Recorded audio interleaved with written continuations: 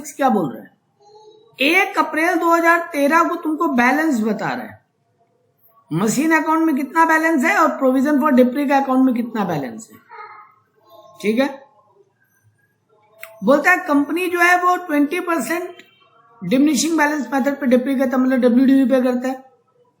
अब देखो क्या बोला, बोल रहे एक पीस ऑफ मशीन है जो खरीदा गया था 1 अप्रैल 2011, बैलेंसेस किस दिन का गिवन है, 13 का, और एक एसेट जो खरीदा गया 1 अप्रैल 2011 को 1 लाख रुपए में, जिसको 1 अक्टूबर 2013 को बेच दिए 60,000 में।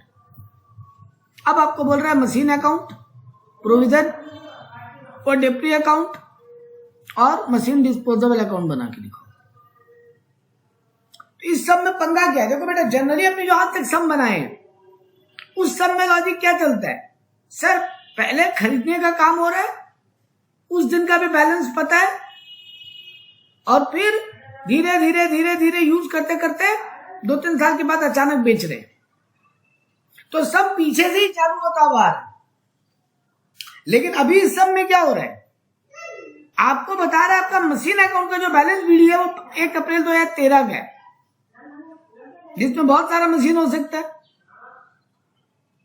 प्रोविजन का भी बता रहे 1 अप्रैल 13 का ही बैलेंस, लेकिन आपको बोल रहा है एक मशीन उसमें से जो 2011 में 1 लाख का लिए थे, तो देखो उस मशीन का 2011 का वैल्यू पता है, 13 का नहीं है ना।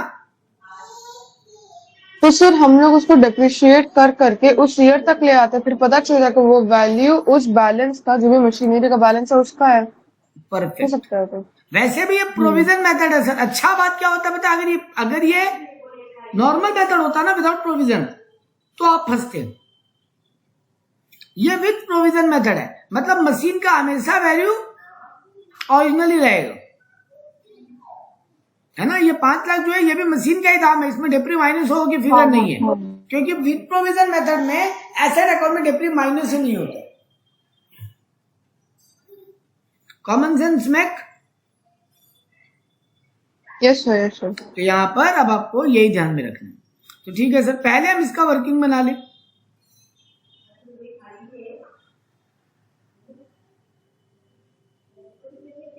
ये लोग क्या किए,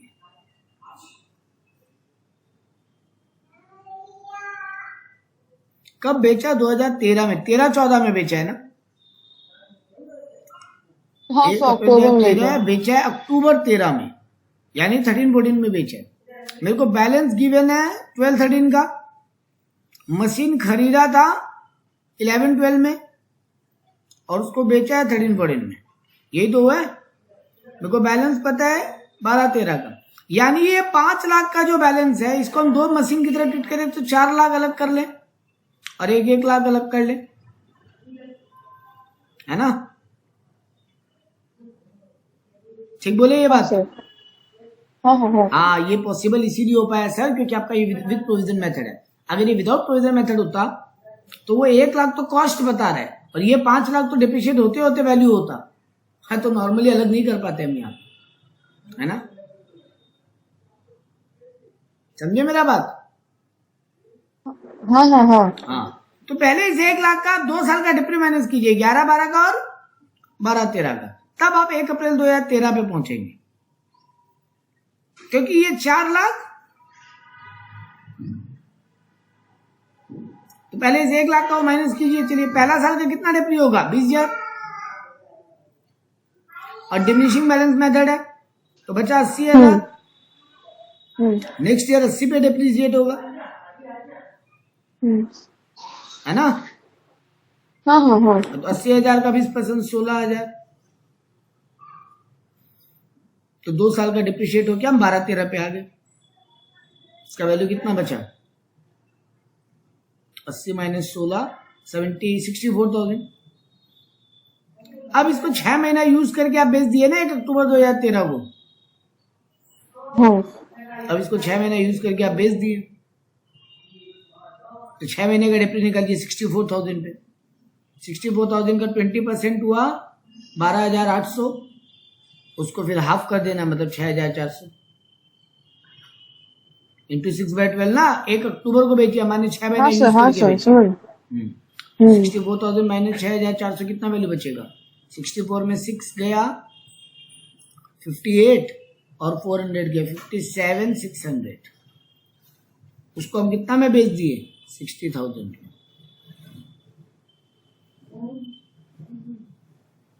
तो मेरा प्रॉफिट कितना हुआ? प्रॉफिट हुआ है सर, यहाँ पे ज्यादा में बिका है ना? प्रॉफिट कितना हुआ? प्रॉफिट हुआ मेरा 2,400। अब हम एक तो मशीन अकाउंट बनाएंगे। मशीन अकाउंट में सर मेरे को तो 1 अप्रैल 2013 से चालू होना है, ये बात भी सीख लेना। आपको पीछे से पूरा नहीं आना है, क्योंकि आपको आज के दिन का वैल्यू दिया है, उस दिन से चालू होना है आपको। आपका मशीन अकाउंट में 5 लाख बैलेंस है, लिख दिए। मशीन अकाउंट में क्या रूल है प्रोविजन मेथड में? सर मशीन अकाउंट से मशीन का वैल्यू उड़ा दीजिए, प्रोविजन अकाउंट से उस एसेट का जो बिक गया उसका लाइफ टाइम डेप्री उड़ा दीजिए। हम ये 2 लाइन लिखवाया था आपको। एसेट अकाउंट से एसेट का ओरिजिनल कॉस्ट हटा दीजिए जो बिक गया, और प्रोविजन अकाउंट से जो एसेट बिक गया उसका लाइफ टाइम का डेप्री हटा दीजिए। इन दोनों को हटा के भेज दीजिए एसेट डिस्पोजल अकाउंट में, और वहां से एसेट को भेज दीजिए। तो देखो मशीन अकाउंट में क्या हुआ? 1 अप्रैल 2013 को 5 लाख वैल्यू है, 1 लाख का मशीन खत्म। ओरिजिनल कॉस्ट उड़ाने बोले, उसका ओरिजिनल कॉस्ट तो 1 लाख की है, मेरे पास 4 लाख का बैलेंस बच गया, मशीन अकाउंट खत्म। ठीक है, आपको ये खरीफत में 14 तक का बनाने बोले, 1 साल का बनाने बोले। अब प्रोविजन अकाउंट में आइए। प्रोविजन अकाउंट में आपका ओपनिंग बैलेंस कितना गिवन है? 1,16,000। 1,16,000 यहां लिख दिया। जो एसेट बिका उसका इस ईयर का डिप्री कितना है? 6,400, वो भी लिख दिया। जो एसेट बिक गया उसका पूरा डिप्री उड़ाना है ना, तो डिप्री लिखते क्रेडिट में, प्रोविजन अकाउंट में, तो उड़ाना है तो डेबिट में। कितना उसका लाइफ टाइम डिप्री? सर पहला ईयर का 20,000, दूसरा ईयर का 16,000 और तीसरा ईयर का 6,400। कितना हुआ? 20 और 10 36,000 और 42,400। तो ये देखो पूरा 42,400 हटा दिए। मशीन डिस्पोजल अकाउंट बनाएंगे 1 अक्टूबर के दिन। 1 लाख मशीन का दाम इधर लिख के, डिप्री इधर लिख के 42,400। बेचा कितना में उसको? सर 60,000। तो बाई बैंक 60,000। प्रॉफिट हुआ इसलिए 2,400 इधर लिखे डेबिट साइड में। लॉस होता तो बाई पीएल लिखते। ठीक है? हेलो, हाँ सर, हेलो। आवाज आ रहा है? ठीक है, ये कंसेप्ट। हाँ, और अब प्रोविजन अकाउंट में क्या होगा? आखिरी बात सर, बचा हुआ 4 लाख का तो डिप्री होगा ना?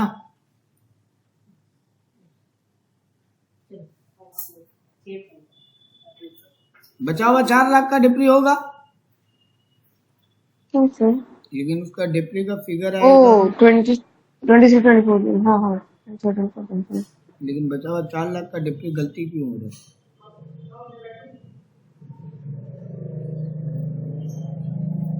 हाँ, 4 लाख का डिप्री 80,000 ठीक है, तो निकाला।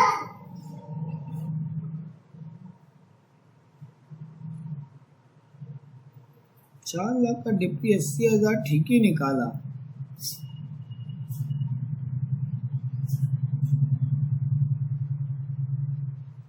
तो ये माइनस करके 3,20,000 क्यों लिखा है? यहाँ 64 क्यों निकाला है करेंट ईयर का डिप्री? ओ अच्छा, सॉरी, लेकिन गड़बड़ हो रहा है।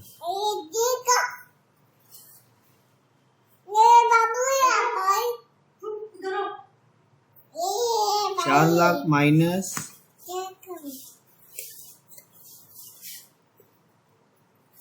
यहाँ कुछ तो गड़बड़ कर रहे हैं।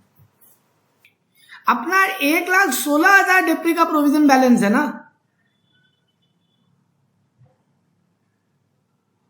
है ना? 1,16,000 है। और वो जो एसेट है उसका 2 साल का डिप्री कितना है? 2 साल का, करंट ईयर का नहीं, क्योंकि 1,16,000 कब है? 1 अप्रैल 2013।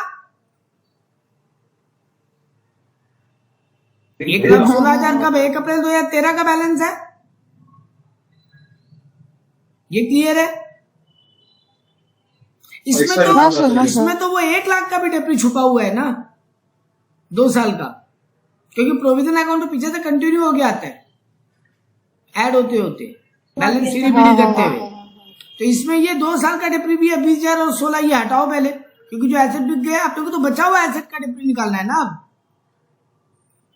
ये 80,000 डेप्री है और मेरे पास 4 लाख का मशीन बचा हुआ है। 4 लाख में से 80,000 पुराना डेप्री हटा तो आज के दिन उसका बैलेंस कितना है? 3,20,000।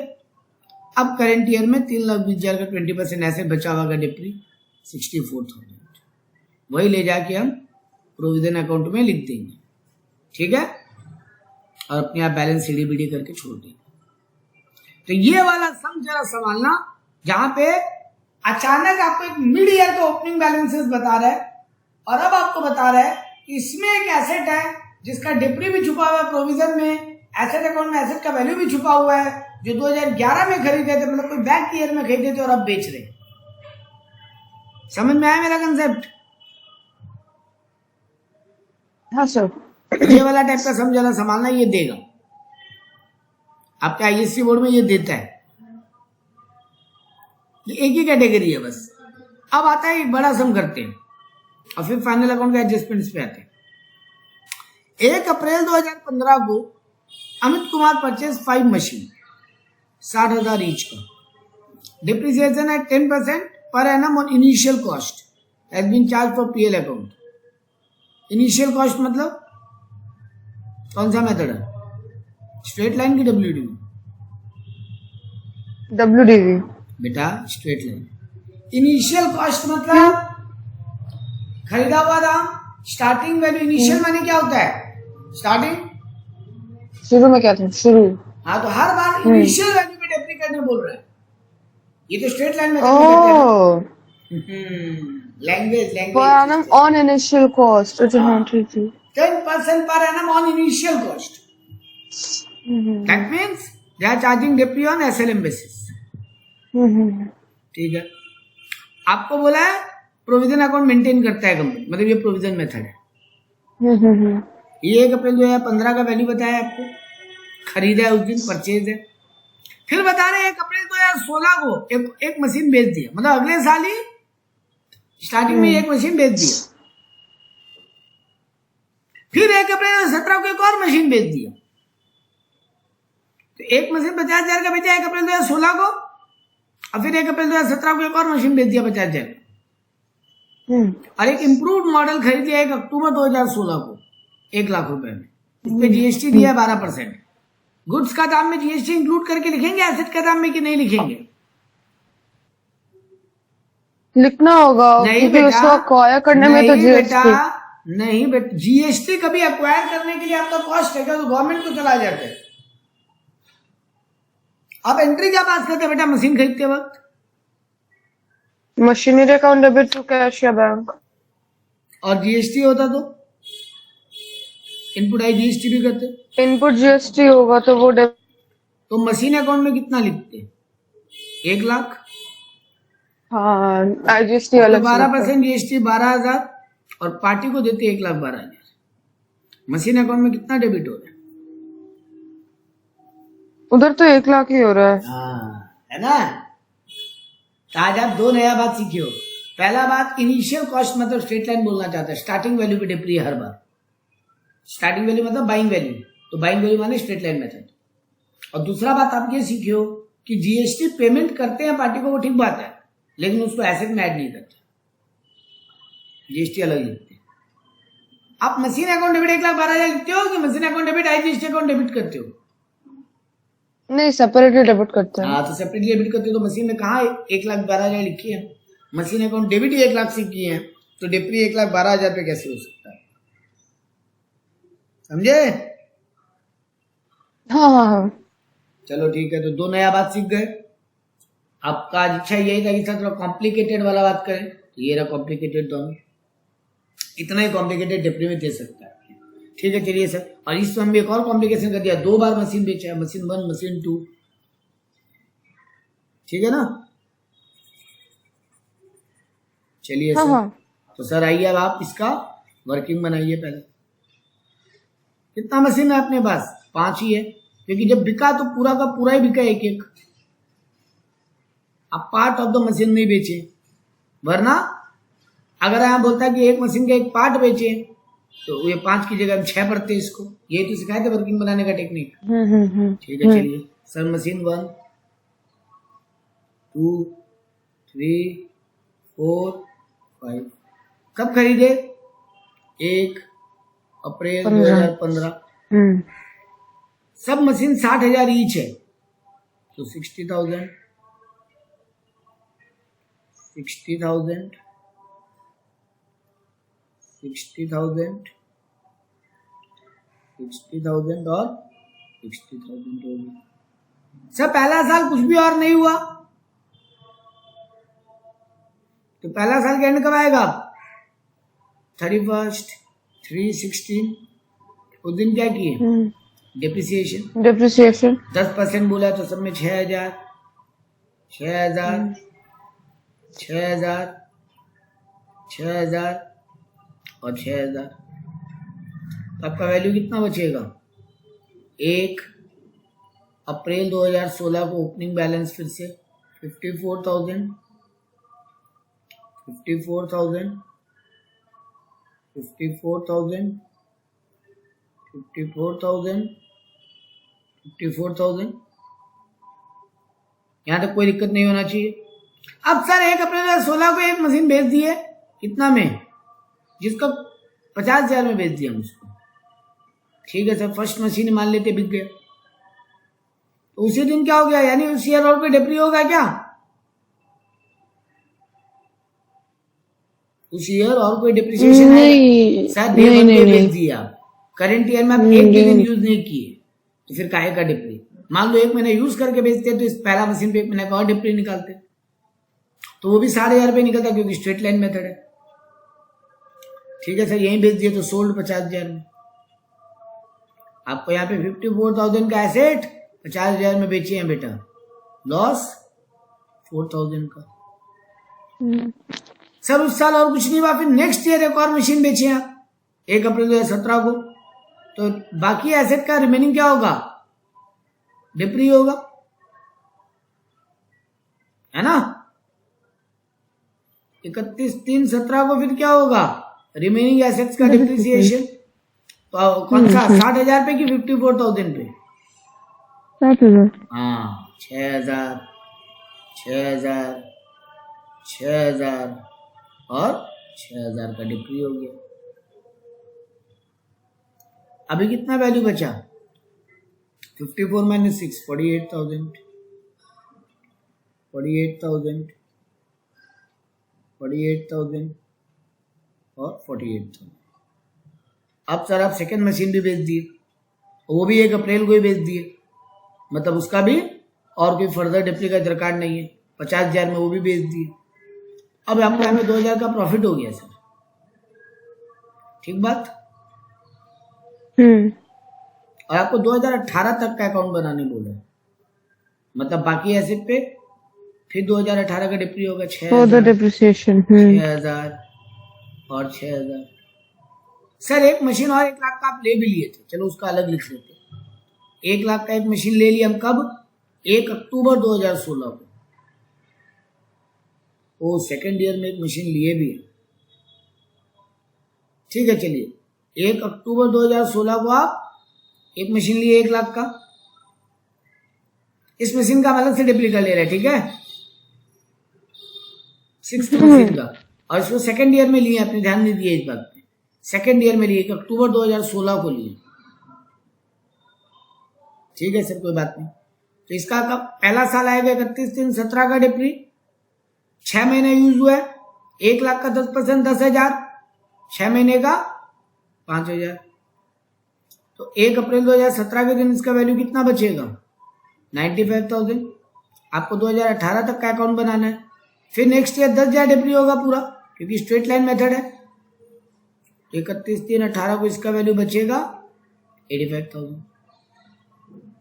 इनका वैल्यू बचेगा 48 - 6 कितना होगा? 42 42 42 वर्किंग में कोई दिक्कत अभी अब नहीं। नहीं सर, नहीं सर। अब पुटिंग भी आए जो कि मेन चीज है सर, क्योंकि यहाँ पे होगा बात समझने लायक। सब प्रोविजन मेथड है, तो एसेट अकाउंट में खाली एसेट का वैल्यू जाएगा, हर साल डेप्री पूरा प्रोविजन मेथड में जाएगा, और जिस साल एसेट बिक रहा है, जो एसेट बिक रहा है उस साल प्रोविजन अकाउंट से और एसेट अकाउंट से उसका ओरिजिनल वैल्यू निकाल के एसेट डिस्पोजल में डाल के वहां से बेच देंगे। चलिए करते हैं। पहला डेट 1 अप्रैल 2015, उस दिन 2 बैंक 5 मशीन खरीदे, 60,000 इंटू 5 3 लाख, और उस दिन वही बैलेंस शीट हो जाएगा 3 लाख। सेकेंड ईयर में क्या होगा सर, 2 बैलेंस बीडी 3 लाख। पहला ही दिन एक मशीन बेच दिए 60,000 का, तो बाई मशीन डिस्पोजल 60,000 पूरा एसेट का वैल्यू उड़ा देंगे, उसको ले आके कहां लिख देंगे, एसेट डिस्पोजल में। ये रहा 60,000। ठीक है, मशीन डिस्पोजेबल अकाउंट 1, पहला मशीन बिक रहा है इसलिए उसका अलग अकाउंट बन रहा है। सब मशीन डिस्पोजल अकाउंट हर एक मशीन का अलग बनेगा बिल्कुल। ये भी एक नया बात सिखाना था, तो 60,000 लिख दिया। Okay sir. अब सर फर्स्ट ईयर में डिप्री हुआ था, वो आप लिखना भूले। चलो फर्स्ट ईयर कितना डिप्री हुआ था मेरा, 6,000 करके 5 मशीन का 30,000, तो वो प्रोविजन अकाउंट में लिखे और उसका 2 बैलेंस सीडी कर दिए 30,000। अगला ईयर उसी का 2 बैलेंस बीडी कर दिए। जो मशीन बिक गया उसका डिप्री निकाल देना है, एक ही साल तो यूज हुआ है। जो मशीन बिक गया उसका लाइफ टाइम डिप्री कितना है, पहला मशीन का 6,000 ही है सर, और कुछ नहीं है। तो वो 6,000 आप मशीन डिस्पोजेबल अकाउंट से हटा दीजिए, हमारे डेबिट में लिख दीजिए, उसको ये आगे कहाँ लिख दीजिए, मशीन डिस्पोजल अकाउंट के क्रेडिट में। वहां से वो मशीन बिक गया 50,000 में, तो बाई बैंक, और क्योंकि लॉस हुआ इसलिए बाई पीएल, और मशीन डिस्पोजेबल अकाउंट मैच हो जाएगा। यहां तक कोई दिक्कत? नहीं सर, नहीं सर। सर सेकेंड ईयर में नया मशीन एक लिए 1 लाख का, तो वो लिखिए पहले 1 अक्टूबर को, नया मशीन 2 बैंक, और बचा हुआ एसेट का तो 3 लाख और एक 4 लाख का एसेट है, 60,000 का एसेट निकल गया, तो बचा हुआ 3,40,000 यहाँ लिख दिया बैलेंस सीडी। उसी को अगले साल बैलेंस बीडी कर देंगे 3,40,000। प्रोविजन अकाउंट में क्या होगा सर, बचा हुआ एसेट का आप डिप्री लिखिए आप, तो 4 एसेट बचा था 6,000 करके 24,000, और एक नया एसेट खरीदे तो उसके 6 महीने का डिप्री 5,000, तो 29,000 डिप्री लिख दी। तो इधर में आ रहा 30 + 29 59,000, उसमें से जो एसेट बिक गया उसका डिप्री माइनस कीजिए 6,000, बचा हुआ एसेट का बैलेंस सीडी डिप्रिसिएशन में प्रोविजन मेथड में 53,000, और उसी को आप ओपनिंग बैलेंस लिख दीजिए अगले साल। फिर अगले साल क्या हुआ, थर्ड ईयर में सर एक और एसेट बिक गया 2017 के 1 अप्रैल को ही, उसका भी अकाउंट में से एसेट उड़ाइए, ये देखो 60,000 का एसेट उड़ा दिए, और उसका भी लाइफ टाइम डिप्री उड़ाइए प्रोविजन अकाउंट से। उसका लाइफ टाइम डिप्री कितना है, पहला साल 6,000, दूसरा साल 6,000, थर्ड ईयर में तो बिक ही गया वो, सॉरी पहला साल 6,000, दूसरा साल 6,000, तो 12,000 का उसका डिप्री निकाल दीजिए। ये देखो उसका 12,000 का डिप्री निकाल दिए, और उसको ले आएंगे कहाँ लिख दिए, प्रोविजन, नया मशीन डिस्पोजेबल अकाउंट बनाए एक और, मशीन डिस्पोजेबल अकाउंट 2, तो वहां पे 60,000 एसेट का वैल्यू लिखे, उसका 12,000 का डिप्री इधर कैंसिल किए, उसको बेचे हैं 50,000 में, तो बाई बैंक लिखे, और उससे प्रॉफिट हो गया 2,000 का, इसलिए 2 पीएल। ये भी बहुत साइड मैच होके बंद हो जाएगा। मशीन अकाउंट में और कुछ करने के लिए नहीं है आपके पास, नया मशीन और कुछ लिए नहीं है थर्ड ईयर में, तो बचा हुआ एसेट का बैलेंस सीडी कर दीजिए। आपके पास 3,40,000 का मशीन है, 60,000 का मशीन बिक गया, तो बच गया 2,80,000 का मशीन बैलेंस सीडी में, बात खत्म। प्रोविजन अकाउंट में भी बचा हुआ एसेट का पहले डिप्री लिखिए, बचा हुआ एसेट का डिप्री कितना है सर, 6,000 6,000 6,000, 3 मशीन का 18,000, और एक जो नया मशीन लिए थे उसका 10,000 है सेकेंड ईयर में, तो 28,000 का डिप्रिसिएशन है, तो उसको ले आगे लिखिए बाई डिप्रिसिएशन। तो इधर में 53 + 28 81,000, उसमें से माइनस कर दिया 12,000 सेकेंड मशीन का डिप्री जो उड़ाए हैं, बचा हुआ 69,000 बैलेंस सीडी रह गया, जो कंटिन्यू हो जाएगा, सम्स खत्म। ठीक है,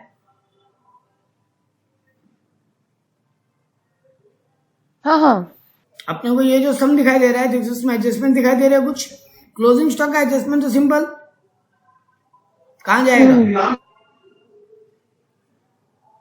चलिए तो ट्रेडिंग अकाउंट के क्रेडिट में और एक बैलेंस शीट के एसेट में। डिप्री का एडजस्टमेंट भी सिंपल है, एक तो पीएल के डेबिट में और एक बैलेंस शीट में एसेट से माइनस हो जाएगा।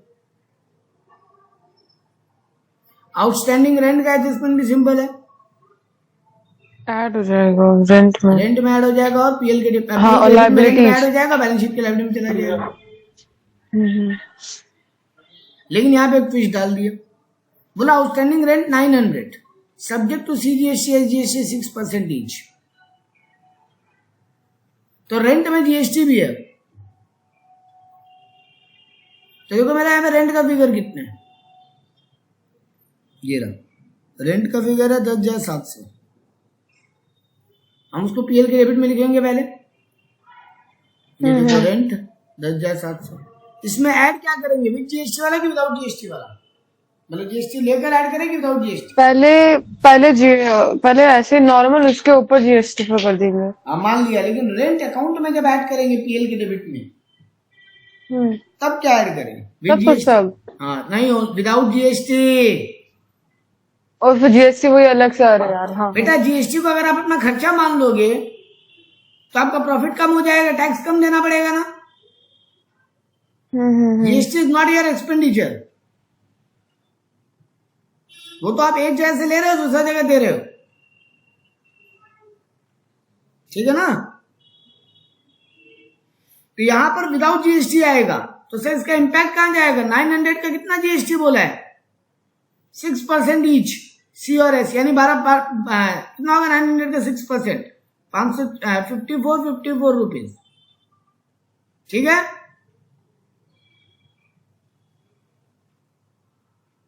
ठीक है, हाँ सर, 54 जीएसटी, 54 है जीएसटी। ये जाकर ये आपका क्या हो गया, इनपुट जीएसटी ना, जिसका आपको एडजस्टमेंट लेने का राइट है। तो देखो आपका आउटपुट जीएसटी कितना है पहले, ये देखो ट्रायल बैलेंस में आपको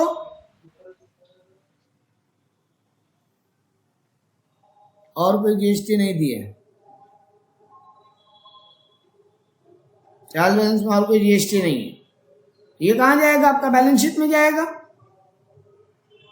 हाँ सर, ये देखो मेरा इनपुट खड़ा हो गया तो बैलेंस शीट में, हमको इसका एडजस्टमेंट लेने का बाद में हक है। मेरा फिलहाल कोई आउटपुट है नहीं, हम किससे एडजस्ट करें, इसलिए हम इसको लिख दिए, ठीक है। और बैलेंस शीट में पहले से दिया हुआ था, ट्रायल बैलेंस में पहले से दिया हुआ था इनपुट आई जीएसटी, ये रहा, वो भी बैलेंस शीट में जाएगा। मेरा सारा इनपुट ही, आउटपुट जीएसटी है ही नहीं, तो हम एडजस्ट करने का कोई जगह नहीं रख पा रहे। तो हम क्या कर रहे हैं, उसको अगले साल कंटिन्यू कर ले रहे हैं, बाद में कभी एडजस्ट करेंगे किसी और आउटपुट के साथ। मेरे पास इनपुट आई जीएसटी 10,000, वो भी हम बैलेंस शीट में लिख दिया। मेरे पास input C GST S GST या रेंट के ऊपर, वो भी हम लिख दिए, ठीक है। हाँ सर। एक और यहाँ एक और एडजस्टमेंट देखो, बोल रहा है बेड डेट 200, वो तो इजी है सर, एक तो पीएल के डेबिट में जाएगा और एक डेटर से माइनस हो जाएगा। लेकिन यहां पे देखो क्या बोला, सैलरीज एंड वेजेस का 1/4 बोल रहा है ट्रेडिंग अकाउंट में चार्ज करने, क्योंकि आपको देखो नॉर्मली वेजेस ट्रेडिंग में जाता है, सैलरीज पीएल में। यहां पर लेकिन आपको ये सैलरीज एंड वेजेस एक साथ दिए। आप नॉर्मली क्या करते हैं, इसको कहां डालते अगर कोई एडजस्टमेंट नहीं बोलता तो? वेजेस आता ट्रेडिंग पे और सैलरी अलग है ही नहीं, एक साथ फिगर है। ओ तो सैलरीज पहले दिया होगा, तो हम लोग ये मानेंगे कि सैलरीड पीपल ज्यादा है, तो उसको हम लोग पीएल में डाल देंगे। वेरी गुड, पूरा का पूरा पीएल में चला जाए। लेकिन तुमको एडजस्टमेंट में बोल दिया नहीं, पूरा मत डालो, बोलता 1/4 को ट्रेडिंग में डालो, तो ठीक है। Could it be 1/4 as wages? Might be, yes. You can't assume. Okay. But जब क्वेश्चन बोला है कि तुमको टोटल जो है अच्छा चौकट दे रहे हैं, उसका 1/4 पीएल में डालो। मेरा सैलरी वेजेस है 20,500, उसका 1/4 कितना होगा? 20,000 का 1/4 होगा 5,000 और 500 का 1/4 होगा 125, तो 5125 ये मेरा ट्रेडिंग अकाउंट में जाएगा, बाकी मेरा पीएल में चला जाएगा। तो ये देखो सैलरीज एंड वेजेस 5125 ट्रेडिंग में गया और यहाँ पे बैलेंस 3/4 पीएल में गया। तो ये कॉमन सेंस एडजस्टमेंट है। अच्छा सम बोला ऐसे करने कर लो, ठीक है। और एक एडजस्टमेंट दिया है यहाँ पे, और एक एडजस्टमेंट दिया है यहाँ पे। बोले एक नया मशीन परचेज किया है क्रेडिट में, जिसका इंस्टॉलेशन हुआ है 31 दिसंबर 2019 को, और हम अकाउंट बना रहे 31 मार्च 2020 का। मतलब इस साल 3 महीने का एसेट यूज हुआ है 15,000 का, जिसपे जीएसटी भी आई, जीएसटी है 12,000। Entry for purchase is not yet pass in the books. बोलो क्या क्या करोगे आप, पहले ट्राई करो।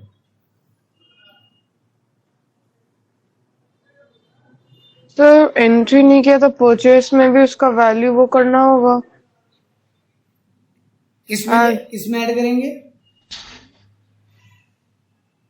मशीनरी अकाउंट में। Very good. मशीनरी में जाएगा 15,000 विदाउट जीएसटी फिगर। अभी अपने पीछे भी बात हाँ विदाउट जीएसटी। हाँ ठीक है, हाँ जीएसटी अलग तो से। 15,000 चला जाएगा मशीन अकाउंट में। मशीन बोला क्रेडिट में परचेज किए, तो हम लोग के क्रेडिटर्स बढ़ जाएंगे। Very good. Sundry creditors, sundry creditor में 15,000 चला जाएगा। और जो इनपुट जीएसटी है वो मेरे को एडजस्ट करने का हक आ गया। मेरा आउटपुट जीएसटी तो है ही नहीं इस क्वेश्चन में कुछ। तो ये इनपुट जीएसटी भी बैलेंस शीट में एसेट साइड में चला जाएगा, करंट एसेट में, है ना। ठीक है। हाँ हाँ हाँ। तो ये देखो मशीनरी 15,000 आया, और कोई मशीन है ही नहीं शायद, इसलिए ऐड करने का जगह नहीं छोड़ा। ये लोग आपने पढ़े ना कि अपने ऐड कर देंगे मशीन अकाउंट में, बट आई डोंट थिंक और कोई मशीन ही नहीं है क्वेश्चन में। तो यही पहला अकेला मशीन है। तो सर इसको मशीन अकाउंट 15,000 लिख देंगे बैलेंस शीट में। 15,000 हम अपने क्रेडिटर में लिख देंगे। मशीन एक गलती होता, वेंडर फॉर मशीन या क्रेडिटर फॉर मशीन कितना लिखे 16,800, क्योंकि वेंडर को तो जीएसटी का भी पैसा तो देना ही है। ओके, क्रेडिटर जो होगा आप ये ब्लेंडर कर देते, अपने खाली वेंडर फॉर मशीन 15,000 ही लिखते। लेकिन अपने जनरल एंट्री पास क्या करते हैं, machine account debit, IGST account debit to cash या टू क्रेडिट तो टू वेंडर। अगेन बात सही है, क्योंकि आईजीएसटी तो वेंडर भी नहीं रखेगा, वो तो जाएगा गवर्नमेंट को। तो वेंडर को हमको देना है ना, हमको तो देना ही है उसको, तो हमको देना है, तो मेरे लिए तो लायबिलिटी है ना वो भी, कि देना है देना है देना है। ठीक है। तो वेंडर को 16,800 देंगे, और वो जो मेरा जीएसटी है 1,800 रुपया, वो हम इनपुट आईजीएसटी में ऐड कर लेंगे। ठीक है। हाँ सर। अब यहाँ पे डिप्री का जो बात बोला था, सर मशीन पे 10% डिप्री बोला, ऊपर तो कोई मशीन है ही नहीं, तो यही वो मशीन है जो खरीदे जिसका 10% डिप्री होगा। तो 15,000 का 10% 3 महीने के लिए, क्योंकि सर 31 दिसंबर को मशीन इंस्टॉल हुए, तो आप जनवरी फरवरी मार्च 3 महीने यूज किए, तो था ना मजेदार ट्विस्ट।